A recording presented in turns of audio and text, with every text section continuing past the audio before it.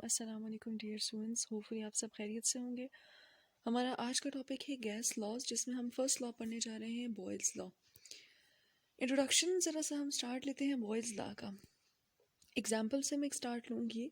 Imagine that you hold the tip of a syringe on the tip of your finger so no gas can escape. Now push down on the plunger of the syringe. What happens to the volume in the syringe? What happens to the pressure the gas is exerting in the syringe? हमारे पास एक syringe है जिसकी हमने example ली है, ठीक है, जिससे मैं आपको एक्सप्लेन करना चाहूँगी। इमेजिन करें कि आपने जो सिरिंज है उसका एक जो टिप है, वहाँ वाला एंड अपनी फिंगर से क्लोज किया हुआ है ताकि उसमें से गैस रिलीज ना हो, ठीक है।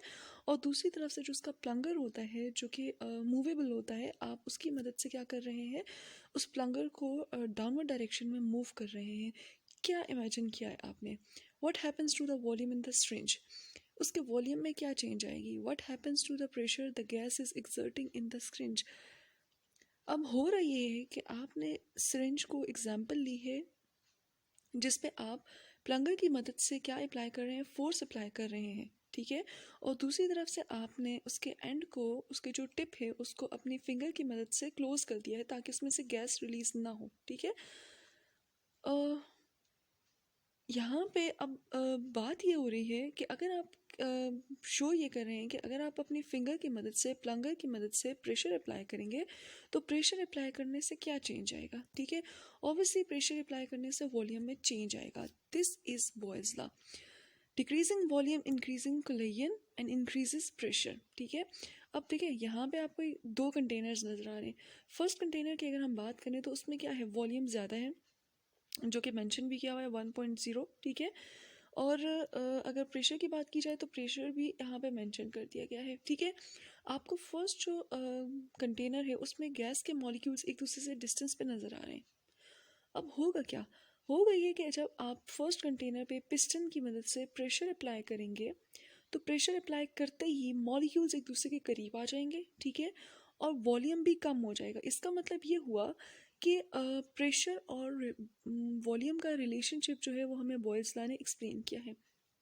अकॉर्डिंग टू रॉबर्ट बॉयल्स ने असल में ये बॉयल्स लॉ पेश किया था, ठीक है। अकॉर्डिंग टू हिम, जब कभी भी आप किसी भी स्पेसिफिक गैस के वॉल्यूम पे प्रेशर अप्लाई करते हैं तो याद रखिएगा जितना ज़्यादा प्रेशर होता है उतना वॉल्यूम कम होता है। जैसे फर्स्ट कंटेनर में प्रेशर बिल्कुल भी अप्लाई नहीं किया आपने, ठीक है, तो क्या हुआ, वॉल्यूम ज़्यादा था। लेकिन सेकंड जो कंटेनर है उसमें जब आपने फोर्स अप्लाई की, प्रेशर अप्लाई किया, प्रेशर ज़्यादा होने की वजह से क्या हुआ, जो पिस्टन है वो डाउनवर्ड मूव करता गया। और डाउनवर्ड तब तक मूव करेगा जब तक ये मॉलिक्यूल एक दूसरे के करीब नहीं आ जाते। इसका मतलब ये हुआ कि प्रेशर ज़्यादा अप्लाई करने से वॉल्यूम क्या हो जाता है, कम हो जाता है। तो बॉयल्स लॉ के अकॉर्डिंग प्रेशर और वॉल्यूम का इन्वर्स रिलेशनशिप है, ठीक है। Pressure is inversely proportion to volume. जितना प्रेशर ज़्यादा होगा उतना किसी भी गैस कंटेनर में गैस का वॉल्यूम कम होगा, और जितना प्रेशर कम होगा उतना ही वॉल्यूम ज़्यादा होगा। और याद रखिएगा यहाँ पे टेम्परेचर जो है वो कांस्टेंट होगा। टेम्परेचर को हम चेंज नहीं कर रहे। टेम्परेचर बॉयल्स लॉ के केस में कांस्टेंट रहेगा अकॉर्डिंग टू रॉबर्ट बॉयल्स। ये जो रिलेशनशिप है प्रेशर और वॉल्यूम का, ये तब होता है जब आपने टेम्परेचर को कांस्टेंट रखा है। टेम्परेचर आप चेंज नहीं कर रहे, ठीक है। टेम्परेचर कांस्टेंट रहेगा और उस कांस्टेंट टेम्परेचर पे जब आप किसी भी स्पेसिफिक वॉल्यूम ऑफ गैस पे प्रेशर अप्लाई करेंगे तो प्रेशर ज़्यादा होने की वजह से वॉल्यूम कम हो जाएगा, और प्रेशर जो है वो अगर कम अप्लाई करेंगे तो वॉल्यूम ज़्यादा रहेगा, ठीक है। यहाँ पे आपको मेंशन कर दिया गया है, आपको नज़र भी आ रहा है, volume is inversely proportional to pressure, ठीक है।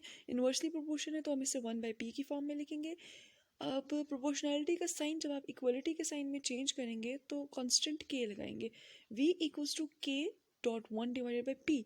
तो 1 को यहाँ से हटा दें तो ये हो जाएगा v इक्वल्स टू के डिवाइडेड बाई पी। हमने कांस्टेंट के को सेपरेट कर देना है या कांस्टेंट के की वैल्यू निकालनी है, तो वो किसके इक्वल होगा, के इक्वल्स टू वी पी, ठीक है। K equals to VP or PV, where K is the constant of proportionality, as I told you. If V and P are some other volume and pressure of the gas at the temperature, then अब देखें first जो equation आई है K equals to V P, ये आपके लिए समझे, आप सपोज करें कि ये आपकी किसी भी गैस का इनिशियल वॉल्यूम और इनिशियल प्रेशर है, तो इसे आप लिख सकते हैं K equals to V1 P1, ठीक है, या P1 V1, ठीक है। अगर आपके पास फॉर एग्जांपल चेंज आ रहा है इनिशियल से फाइनल वॉल्यूम या प्रेशर में, तो हमारे पास सेकेंड इक्वेशन भी आ सकती है। This is V2 is inversely proportional to 1 divide by P2, ठीक है। तो ये आपके पास क्या हो जाएगा, V2 equals to K dot 1 divide by P2, ठीक है। V2 equals to K divided by P2, और जब आप इसका K को कॉन्स्टेंट को सेपरेट करेंगे तो ये हो जाएगा K equals to V2 P2, ठीक है।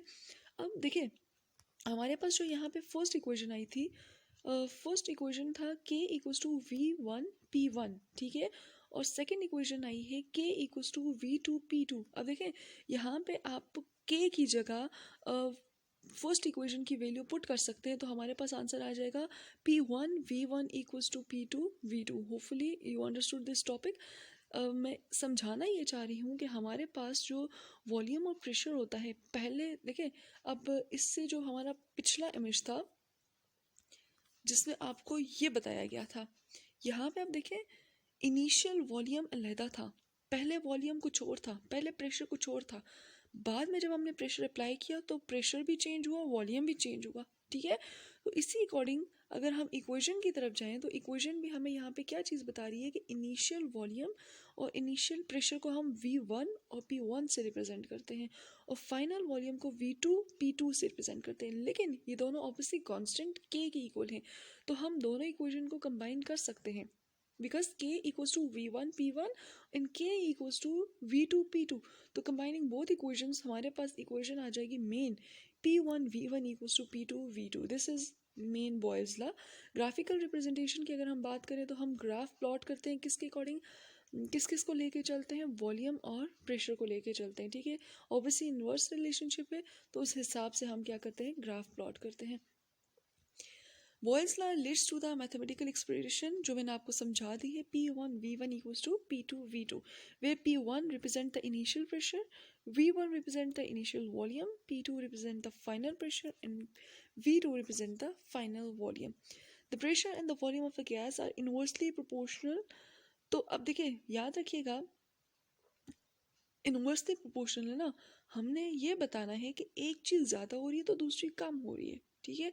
तो कभी भी इसका डायरेक्ट प्लॉट नहीं होगा, जो क्या कहना चाहिए, जो ग्राफ है इसका डायरेक्ट प्लॉट नहीं होगा। देखिए अब बिल्कुल ऐसा नहीं है कि डायरेक्टली हम ये शो करें कि वॉल्यूम ज़्यादा होगा तो प्रेशर भी ज़्यादा होगा, नो।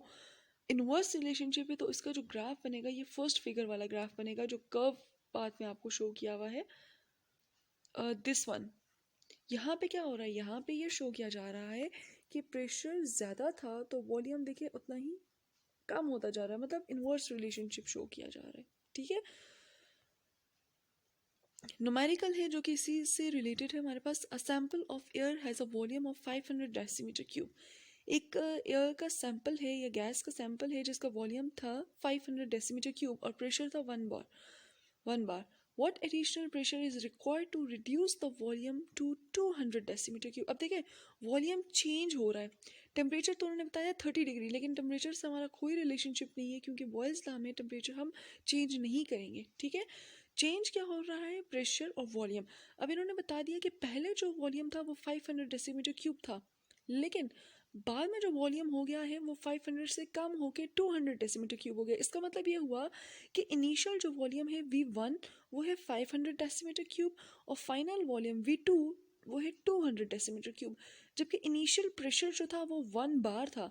कह रहे हैं कि हमें कितना प्रेशर जो है वो अप्लाई करना पड़ा, ये कितना प्रेशर अप्लाई हुआ, ये प्रेशर में कितना चेंज आया जिसकी वजह से 500 डेसीमीटर क्यूब से वॉल्यूम 200 डेसीमीटर क्यूब तक चला गया है। तो इसके लिए हमें फाइंड क्या करना होगा, फाइनल प्रेशर P2 फाइंड करना होगा। According to Boyle's law P1 V1 equals to P2 V2, ठीक है। P1 हमारे पास गिवन है, V1 भी गिवन है, P2 हमने फाइंड करना है और V2 हमारे पास गिवन है, ठीक है। आप फॉर्मूला को रीअरेंज करेंगे तो ये हो जाएगा, ऑब्वियसली हमने क्या फाइंड करना है, P2 फाइंड करना है, तो V2 को हम अलहदा कर देंगे P2 से, तो इक्वेशन बन जाएगी P2 equals to P1 V1 divided by V2, ठीक है। इक्वल्स टू आपने इक्वेशन में वैल्यू पुट करनी है और आपके पास आंसर आ जाएगा। होपफुली आपको समझ आ गई होगी। कि किस तरह से हम जो है वो मतलब अगर हमें कोई भी न्यूमेरिकल दिया हुआ है तो उसमें हम इनिशियल और फाइनल प्रेशर और वॉल्यूम को रख कर जो अननोन चीज़ है वो किस तरह से कैलकुलेट कर सकते हैं। ठीक है, यहाँ पे आपको एक न्यूमेरिकल मैंने दिया है, a gas occupies 4.31 litres at a pressure of this, determine the volume if the pressure is increase to 1.25 atmosphere. ठीक है, और चेंज भी आपने बता देना इनिशियल और फाइनल क्या थी और क्या चीज़ आपने कैलकुलेट करनी है। अगर कोई कन्फ्यूजन हो तो आप मुझसे पूछ सकते हैं। Thank you.